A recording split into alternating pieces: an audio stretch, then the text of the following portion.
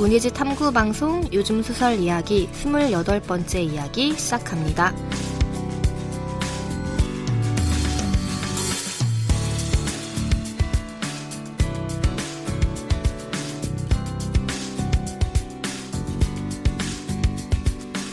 안녕하세요. 저는 KBS 일라디오에서 라디오 제작하고 있는 이주영입니다. 네, 안녕하세요. 저는 해방촌에서 문학서점 고요서사 운영하고 있는 차경입니다.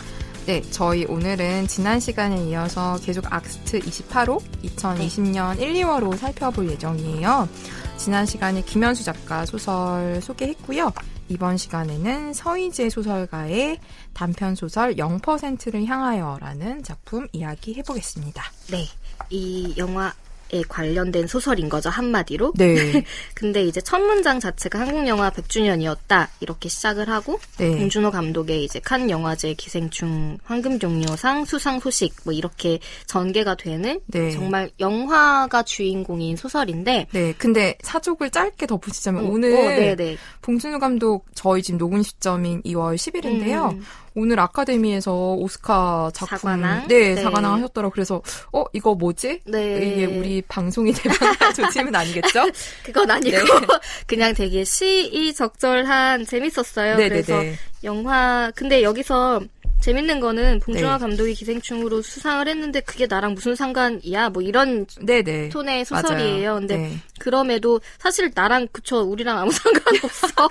아 되게 좋겠다라는 생각이 들더라고요. 네, 되게 봉감독 좋겠다, 행복하시겠다. 진짜. 뭐 네. 근데 나라의 영광인가? 아무튼 아 난 너무 살기 빡빡하고 아 저도 뭐 네. 영화 좋아하고 하는데 네. 그런 마음 기쁜 마음으로 그 음. 소식을 접하는 거는 맞고 이 소설 자체가 되게 오늘이랑 네. 맞물리면서 재미있다라고 생각하는 이유는 네. 지금 언론과 SNS에서 다 이 봉준호 감독의 수상 소식을 조명하고 있잖아요. 네. 엄청 화려한 무대에 네. 세워졌고 네. 그 화려한 어떻게 보면 전 세계에서 가장 네. 큰 영광을 2번이나 지금 각 시상식에서 네. 누리고 있는 현장이고 전 세계가 그 현장에 주목하고 있는데 영화인들의 큰 축제라고 할 수 있는데 네. 이 서희재 작가의 0%를 향하여는 정말 그 화려한 현장에서 뭐 한쪽의 조명은커녕 그냥 너무 암전되어 있는 곳에서 자기만의 영화를 계속 하고 있는 사람들 정말 무수하게 많은 사람들에 대한 네. 종합적인 이야기인 거예요. 그리고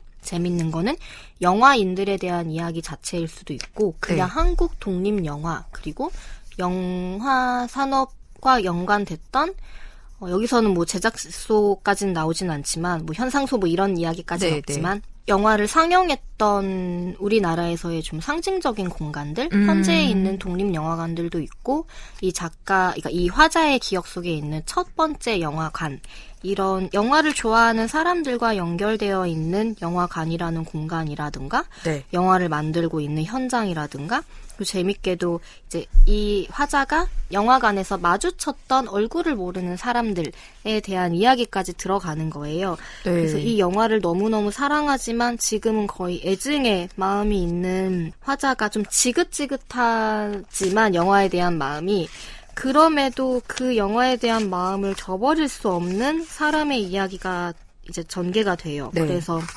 줄거리라는 게 있다기보다는 나라는 화자가 등장을 하고 네. 이 나라는 화자의 영화를 같이 만들었던 이제 대학 동기들이겠죠. 네. 동기와 선후배들의 이야기이고 뭐 영화를 만들다가 그만두고 강릉으로 내려간 서구라는 친구가 등장을 한다든가 그리고 되게 인상적이었던 거는 그 영화를 어디서 봤는데 같은 공간에 서울아트시네마에서 네. 봤는데 같은 공간에 정말 적은 관객들이 있어서 우연히 얘기를 하게 됐는데 영화를 뒤늦게 만들기 시작하는 할머니의 네. 이야기가 나온다든가 그리고 윤성호라는 사람을 만나는데 너무 재밌었어요. 윤성호 하고 어떤 표정을 지었더니 그 사람 윤성호 아니에요. 이거 근데 되게 네. 영화를 좋아하는 사람들 사이에서의 어떤 유머나 해프닝 같은 거 같을 것 같아요. 네.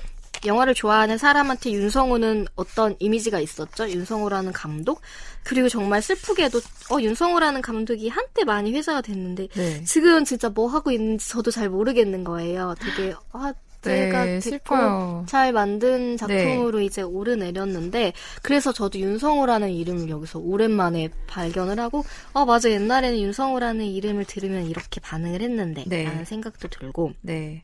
저도 약간 예를 들면 2000년대 한 중반에 되게 열심히 활동한 젊은 소설가, 나름 힙한 맞아요. 소설가의 이름을 누구 만났을 네. 때 그 누구 하면 그 사람 아니에요 하면 되게 웃길 것 같잖아요. 맞아요. 근데 근데 저희 약간 문학 덕후들만 아는 그런 이름을 서로 약간 아무처럼 주고받는? 네. 네. 이게 딱 그 영화 덕후들의 네. 절절한 고백인 네, 것 같아요. 맞아요. 그래서 사실 처음에는 초반에 네. 소설을 들어갈 때 약간 희한한 말장난들이 좀 많아요. 뭔가 힘을 빼고 관조적으로 그러니까 이 화자의 성격을 드러내는 것 네. 같긴 한데 이게 저는 그렇게 재밌진 않았거든요. 네. 저한테는 조금 익숙한 말장난 같기도 하고 네.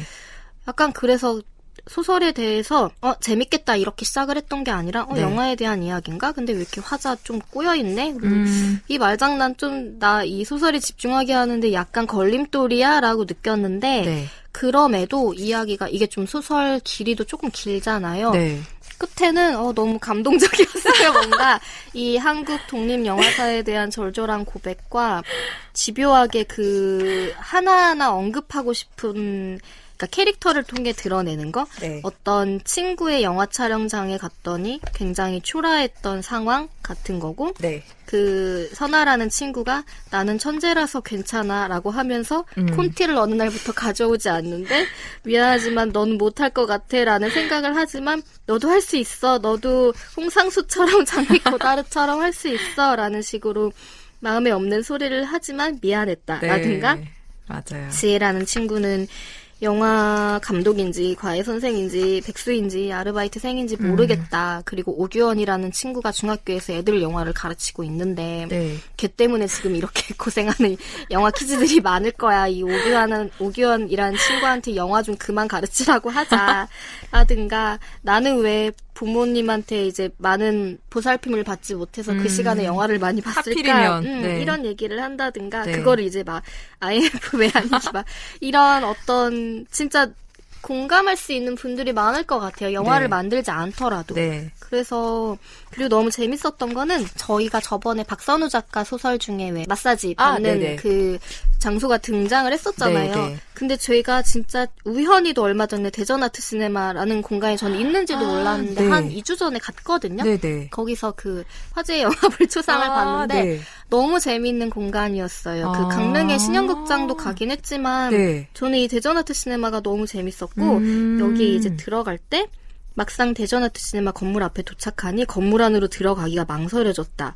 이게 뭐냐면은 딱 네. 가면 진짜 허름한 건물의 2층인데 네. 그러니까 2층이라고 표시는 있는데 그 건물에 별로 들어가고 싶지가 않아요.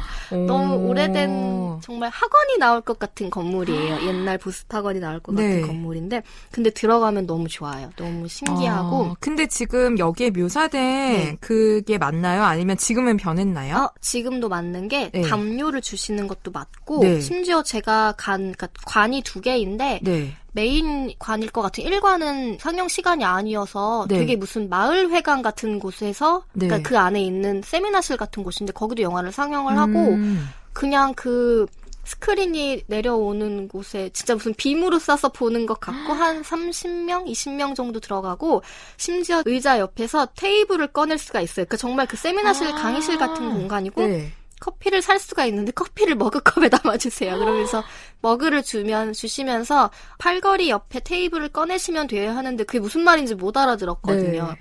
그래서 어떤 첨단의 시스템인가 했는데 정말 그거를 이렇게 아시잖아요. 강의실에 네. 있는 딱 그리고 그거예요. 약간 새마을로 타면 거기에서 꺼내는 그런 거 말씀하시는 맞아요, 거죠? 맞아요. 네. 그게 팔걸이마다 나오고 거기에 이제 커피를 올려놓고 마실 수가 있고 네. 너무 재밌었어요. 그냥 네. 체험 자체가 재밌는데 이 공간이 있는 걸 이제 제가 아는 분이 소개를 해주셔서 알았던 네. 거라 그분이 데려가 주셨던 거라 몰랐으면 영영 몰랐을 텐데 네. 심지어 평일 밤 상영이었는데 그 관이 꽉 찼어요. 그래서 그 불초상이라는 영화의 화제성 때문인가 아니면 이 공간을 사랑하는 맞아. 사람들의 덕분인가 싶기도 했는데 네. 그냥 이 체험이 너무 재밌었는데 근데 사실 대다수의 여기 나오는 얘기이기도 하지만 네. 예술영화관은 관객이 1명, 2명, 3명으로 그냥 상영이 끝날 때가 있잖아요. 네, 네. 그래서 그런 공간에 막 그 음. 곰팡내 나는 공간들에 대한 향수? 근데 저도 이제 잘 찾아가지 않는 그런 공간에 대한 네, 향수? 그런 것들이 느껴지는데 맞아요. 이게 별 이야기는 없는데 그냥 어떻게 보면 저희가 저번 시간에 소개해드린 김은수 작가의 소설이랑도 어쩌면 비슷할 수도 있는 게 네, 서사는 없지만 어떤 대상에 대한 애정으로 이걸 이끌어가고 있는 소설이라는 점에서 네.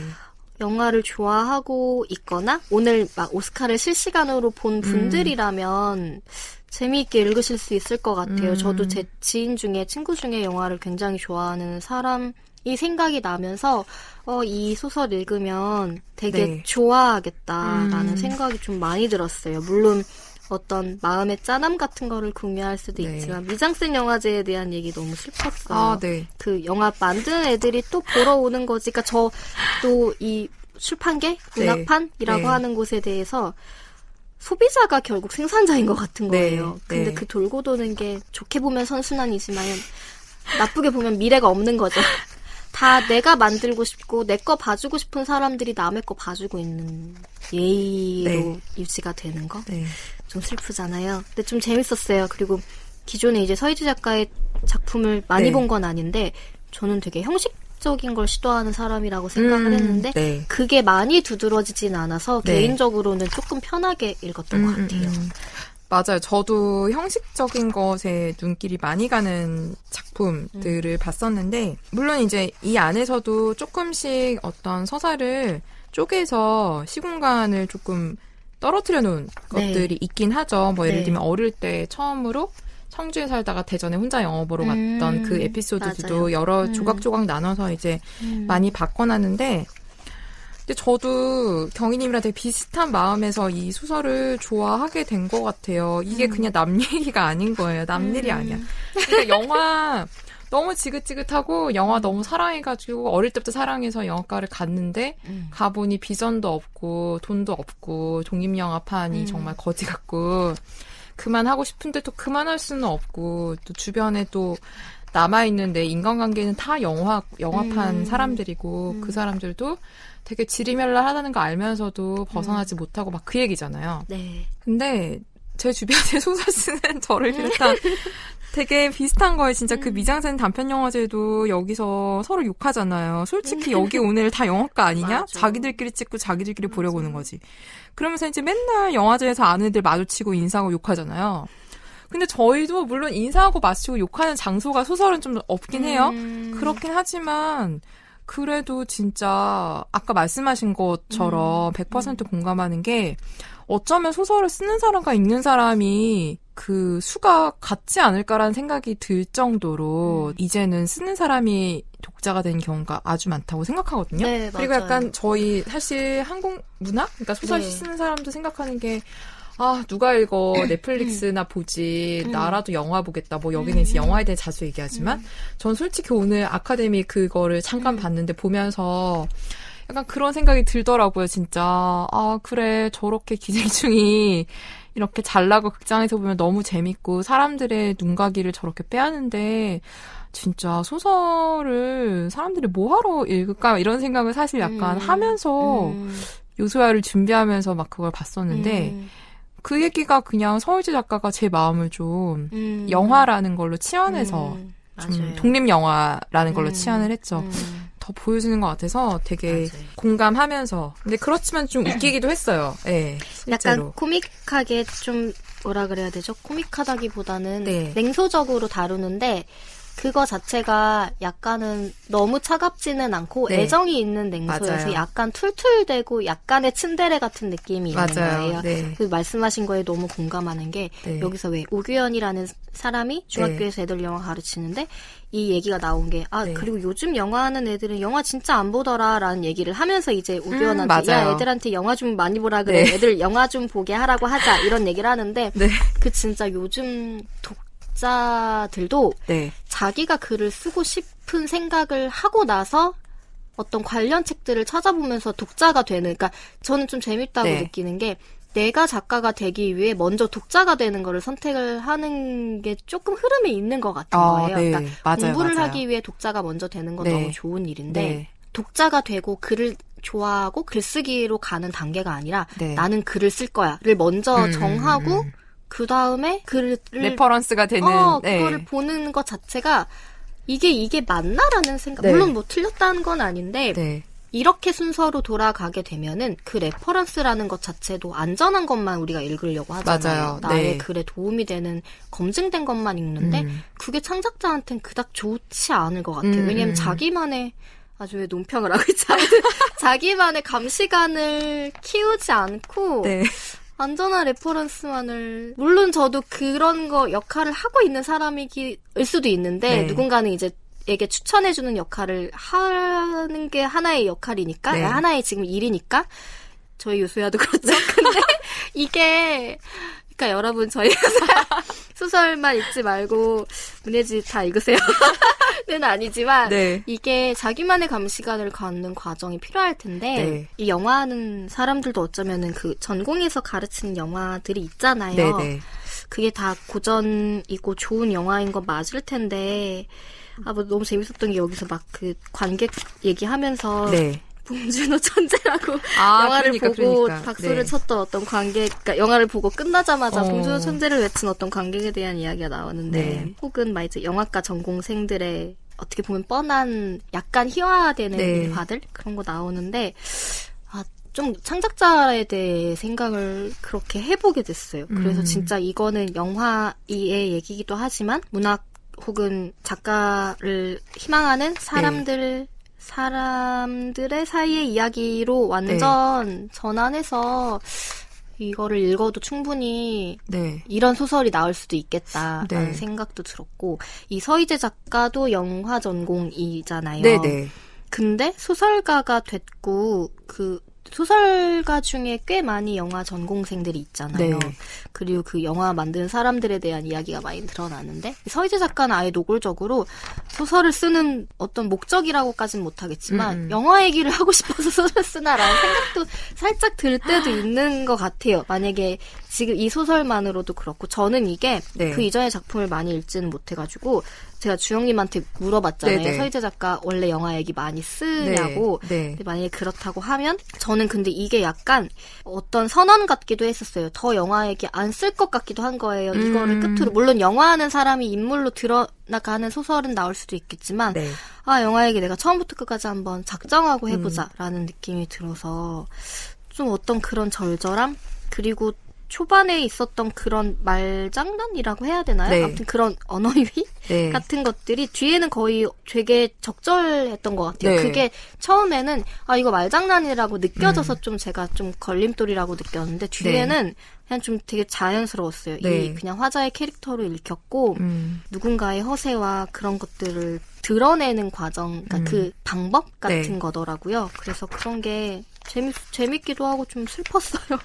네, 근데 하여튼 너무 공감 간 부분이 많아요. 저는 약간 돈 멋보는 예술 하고 있는 사람은 다 공감할 것 같은데 저는 이 말도 진짜 이 세상 모든 예술학교는 이제 사범대지. 저 이 말도 진짜 맞아요. 공감하거든요. 제가 이거 네. 방송 끝에 네. 읽어드리려고 했던 부분도 네. 제가 이것 때문에 좀 많이 이 소설에 대해 좀 마음이 갔던 게 네. 약간 지혜라는 친구가 하는 말 때문이기도 한데 네. 그런 영화 만드는 사람인데 가르치기도 하고 가르치면서 또 배우고 있기도 하고 네. 그러니까 너무 많은 정체성이 있어서 정체성이 없어라는 게 사실 저한테도 해당되는 거예요. 네. 그러니까 지혜라는 친구가 내가 영화 감독인지 과외 선생인지 아르바이트생인지 백수인지 모르겠어라는 얘기를 하면서 진짜 영화과 나와서 하는 밥벌이가 과외 아니면 방과후 수업 교사 네. 이거 많이 한다고 이제 나오잖아요. 네. 그러면서 영화 스텝 현장에 가기도 하고 네. 스태프로서 그 스텝 또한 뭐 스크립터도 했다가 조명도 했다가 뭐도 했다가 그러니까 각각의 역할들을 다 할 수밖에 없는 정체성이 진짜 다양한데 네. 그래서 그럼 내가 뭐지? 라는 질문을 하게 되는 거? 그러니까 네. 저도 서점도 하지만 뭐 요소야도 하고 가끔은 어쨌든 외주교정도 하고 네. 관련 일, 그러니까 출판과 책과 관련된 다양한 일들을 하는데 뭐 서점 강연도 하고 근데 그게 서점이라는 하나의 키워드나 어떤 걸로 수렴이 되기는 돼요. 네. 관련되는 일을 하니까 근데 어디 가서는 연사이고 네. 어디 가서는 계산하고 있고 어디 맞아요. 가서는 또 뭐 거래처에 누구이고 이런 정체성이 좀 혼란스러울 때가 있는 거죠. 그리고 이게 결국에는 서점, 그러니까 비슷하다고 공감을 했던 게 네. 서점을 운영하기 위해 하는 다양한 활동들이 있는 거예요. 그게 이제 돈벌이와 맞아요. 연관된 것들. 그러니까 이 화자나 여기 나오는 등장인물들도 마찬가지인 게 결국에는 이 사람들도 영화를 만들기 위해서 다른 일들을 하는 것. 네. 근데 맞아요. 그러면서 정체성의 혼란? 그리고 좀 나의 시간과 노동이 영화 만드는 거 하나를 하고 싶었기 위해 투자를 하는데 이게 다 무슨 소용이야. 이런 순간들이 와서 아마 그러니까 서구도 강릉에 내려간 건데 재밌는 건 마지막에 서구가 조용히 고백하잖아요. 나 사실은 영화 그만뒀는데 그 사이에 영화를 내가 하나 또 만들었어. 그러니까요. 그래서 안 그러니까. 된다고 생각했어요, 저는. 그러니까 보러 올래? 왜 관객 섭외하는 거 지금 여기서 엄청 네. 많이 이제 등장하잖아요. 그러니까요. 관객 내가 영화를 만들었고 내가 너무 좋아했던 극장이 상영을 하는데 네. 관객이 없을 게 뻔하니까 아는 사람에까지 전화를 돌리는 거. 근데 저 이제 이거 녹음하러 오기 전에 친구들이랑 얘기를 하면서 저희도 이제 행사를 하면 북토크를 하면 목액이 안 될 때가 많아요. 네. 그때 표현을 어떤 친구가 지인 파티라고 표현을 한 거예요. 네네네. 섭외를 해서 자릿수를 메꿔야 하는. 물론 그 자리가 하면 좋고 오고 네. 싶은 사람들을 동원하는 거긴 네. 하지만 너무 비슷해요. 영화 좋아하는 사람들을 지금 동원하는데 네. 결국엔 지인 파티를 할 수밖에 없는 네. 그런 맞아요. 거. 그래서 제가 하는 일은 예술은 아니지만 네. 너무 많이 공감이 됐어요. 네. 내가 좋아하는 일을 하기 위해 내가 노력해야 하는 것들이 네. 이게 정말 이런 방법밖에 없을까라는 생각.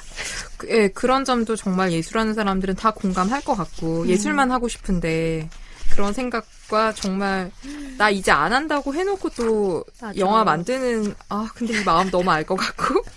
그리고 저는 사실 조금 아쉬운 점 그나마 얘기하자면, 저는 그 할머니 있잖아요. 네. 그 어떤 센터에서 옛날에 이제 어릴 때 영화 감독이 꿈이었지만, 그걸 이루지 못하고 할머니가 되는 70대 이제 여성인데, 그러니까 영화 감독이 될 수 있을 것조차 생각하지 못했던 그렇죠. 영화를 좋아하는 사람? 근데 네. 박남욱이라는 여성 감독이 있었다라는 걸 뒤늦게 알고 왜 네. 나는 그 영화 감독이 될 생각을 못했을까? 네. 이런 생각을 하시는? 그러면서 이제 센터에서 영화 제작 과정을 듣고 이제 자신이 이제 제작한 영화를 상영을 하는데 이제 그걸 우연히 이제 서울 아트 시네마에서 만난 이제 나와 우연히 만나서 그 얘기를 하고 오후극장에서 한 번 더 네. 만나죠, 대구에서.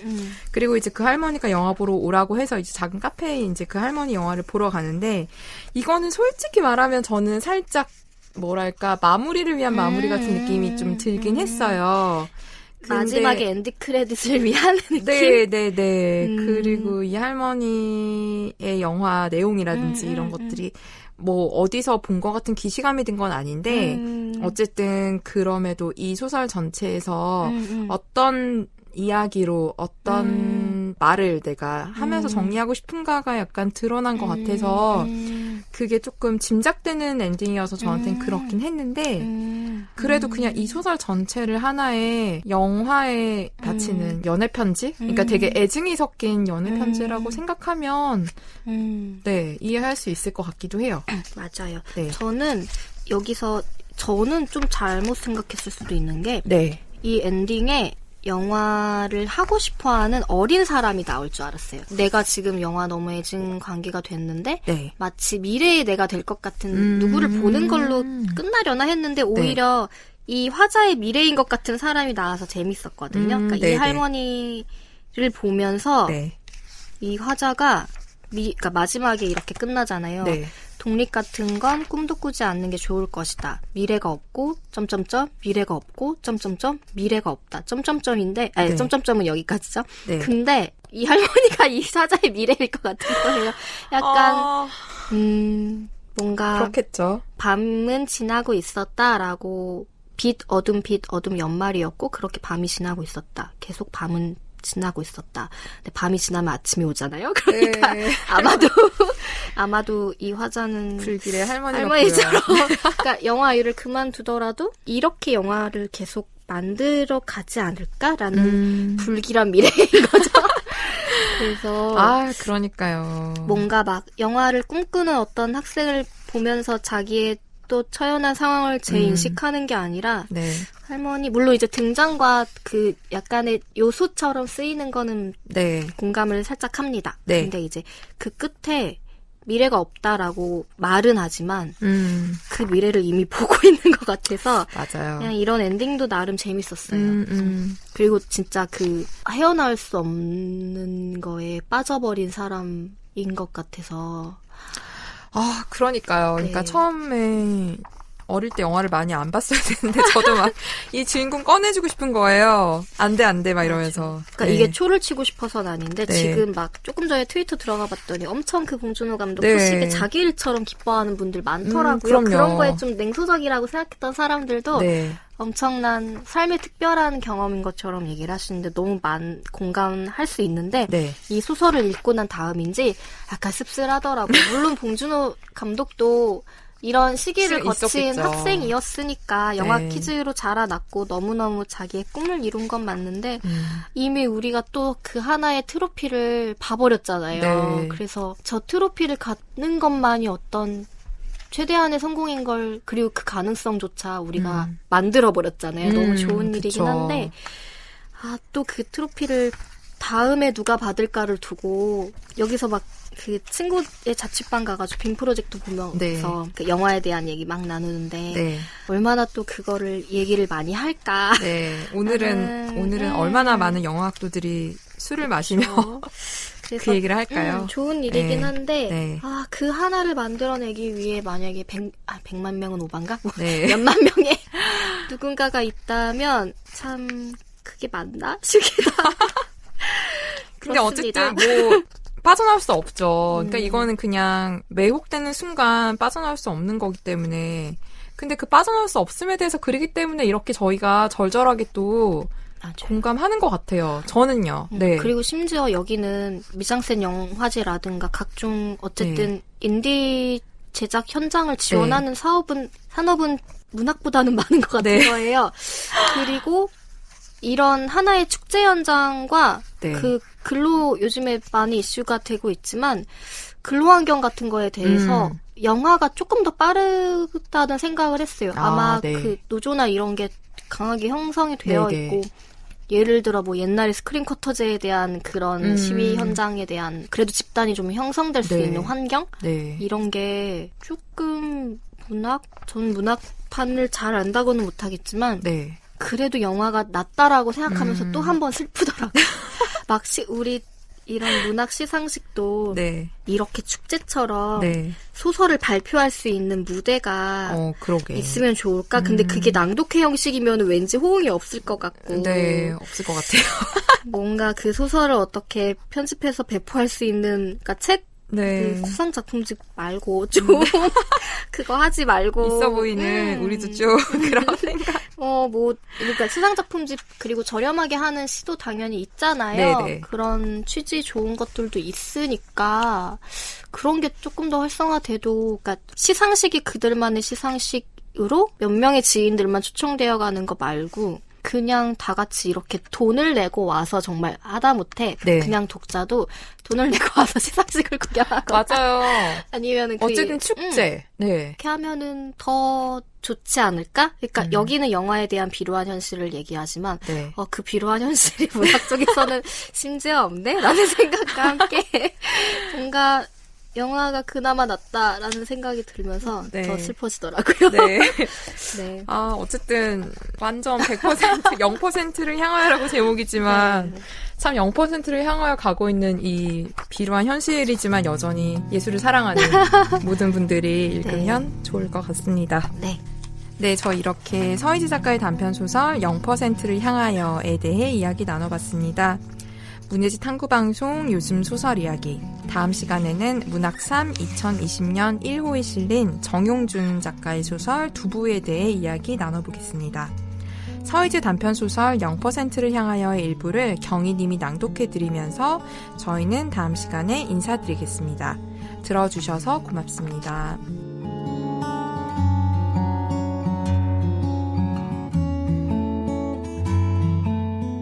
지혜의 말처럼 정말로 영화만의 일도 아니었다.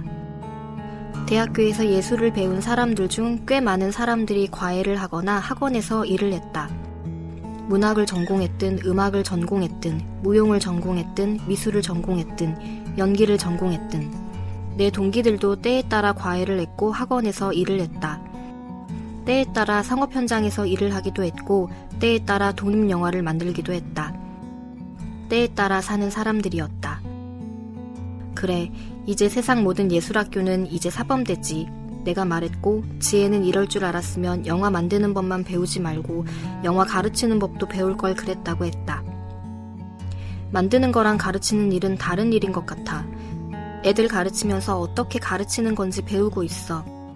나는 영화 만드는 사람인데 영화 가르치는 사람이고 영화 가르치는 사람인데 영화를 어떻게 가르치는지 배우고 있는 사람이기도 하며 영화를 배우는 사람이기도 해. 너무 많은 정체성이 있어서 정체성이 없어. 나는 고개를 끄덕였다. 나도 그랬기 때문이었다.